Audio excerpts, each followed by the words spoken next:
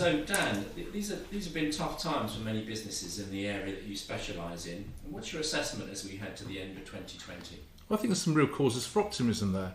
We've got a coronavirus vaccine which is just about to be rolled out, and non-essential retail and hospitality that have borne the brunt of government action in recent months is just about to open up again. We know that there's going to be some tiered restrictions. We just have to see what happens. And we know that charities have suffered, and that's obviously some causes very close to the hearts of all of us. But there are some positives there.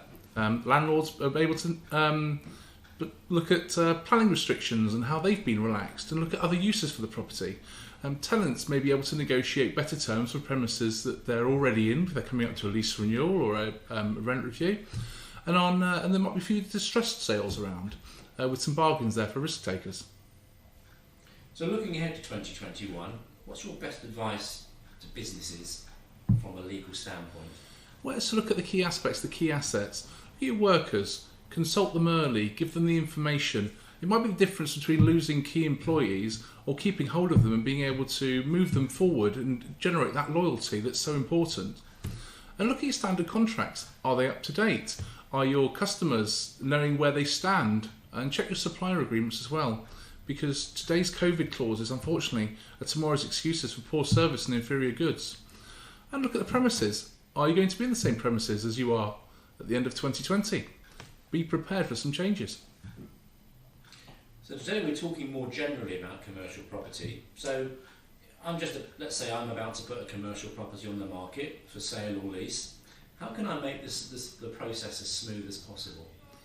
Well, I think the first stage is to build your commercial and professional team around you.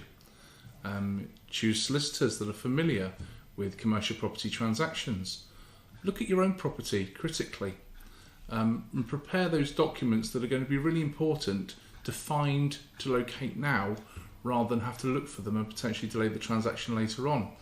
Look at your surveyors, your accountants, people who are going to advise you on the state and condition of the property, who are going to advise you on the tax benefits or otherwise of proceeding a certain way or the other. So those documents, what am I going to need? Well, there's the statutory documents that every occupier of commercial premises needs to have. An asbestos survey, a fire risk assessment, an air conditioning report if there's air conditioning at the property. There's the statutory documents that are key when you're looking to transfer or lease a property, such as an energy performance certificate. And there's some other very, very useful documents which your solicitor will be able to advise you will be essential for a buyer or tenant looking at the property.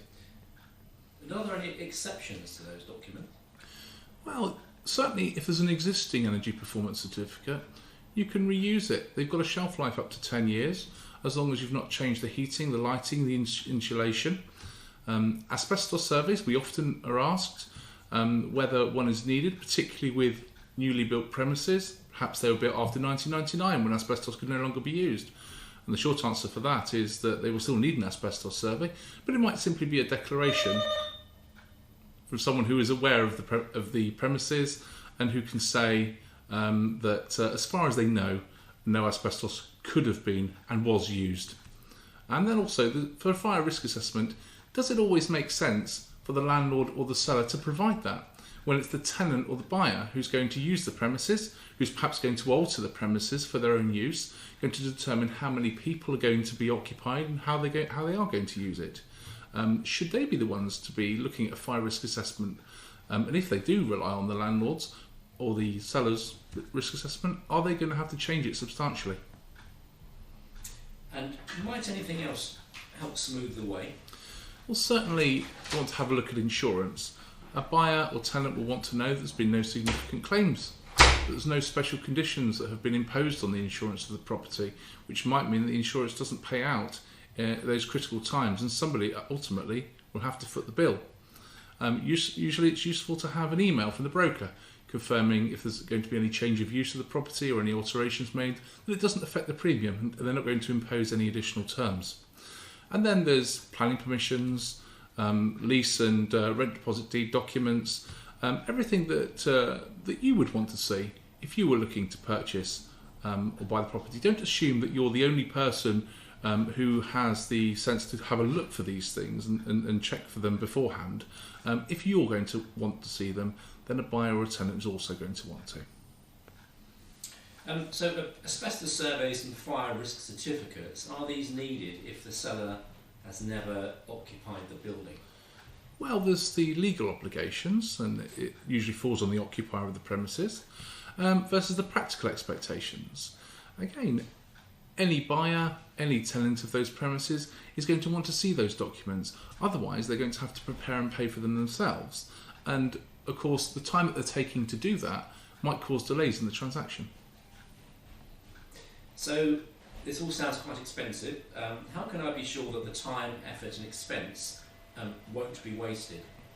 Well, certainly standard inquiries help. They've been around in commercial property since the 2000s and have developed ever since.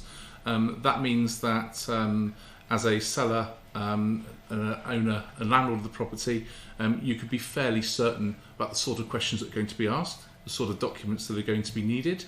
It follows a scheme very similar in residential property in the 1990s, which was so successful in getting a lot of information from the seller landlord right at the start. What happens if some documents simply can't be found? Well, certainly as any landlord or owner of the property can do what they can do now to make sure that they've gathered together these documents, that they're kept in a safe and secure place where they can be easily found if needed. If the property's been tenanted, of course, you may have tenants who have secured these documents and you just want to know that they've actually got them and that they're looking after them.